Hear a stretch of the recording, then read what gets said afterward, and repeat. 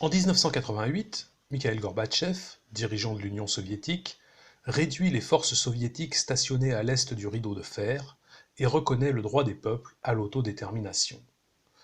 Cela a pour conséquence, dans les États tampons, des mouvements populaires pour plus de démocratie et, petit à petit, l'effondrement des dictatures des pays de l'Est.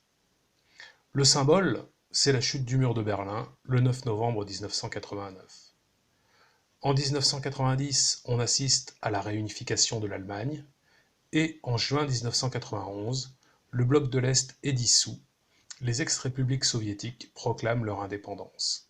C'est la fin de l'URSS et de la guerre froide.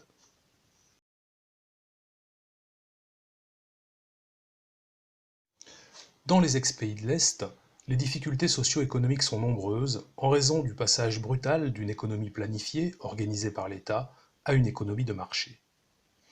La liberté nouvelle a entraîné le réveil des revendications nationalistes. Le règlement peut être pacifique, comme en Tchécoslovaquie, où l'on aboutit à une partition entre la Slovaquie et la République tchèque. Le règlement peut aussi se faire par la guerre, comme en ex-Yougoslavie, de 1991 à 1995.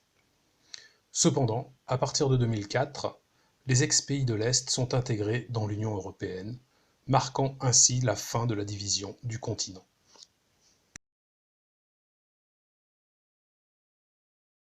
En 1991, les USA sont la seule hyperpuissance économique, militaire et culturelle. Ils jouent le rôle de gendarmes du monde avec l'accord de l'ONU, lors de la guerre du Golfe en 1991, en Somalie en 1992, en Bosnie en 1995, ou bien sans cet accord, comme lors de la Seconde Guerre d'Irak en 2003.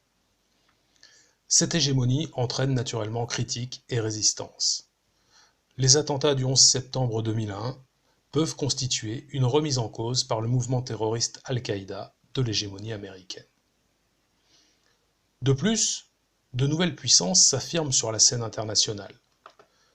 L'Union européenne, la Chine, les pays émergents. D'unipolaire, le monde devient multipolaire. À partir des années 90, de nouvelles formes de conflits apparaissent.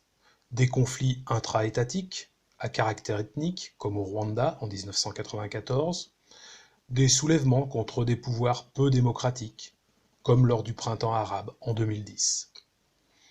La diffusion de l'arsenal de l'ex-URSS a entraîné une forte augmentation des violences criminelles, notamment en Afrique, et a favorisé l'essor des mouvements terroristes, créant ainsi un climat d'insécurité mondiale.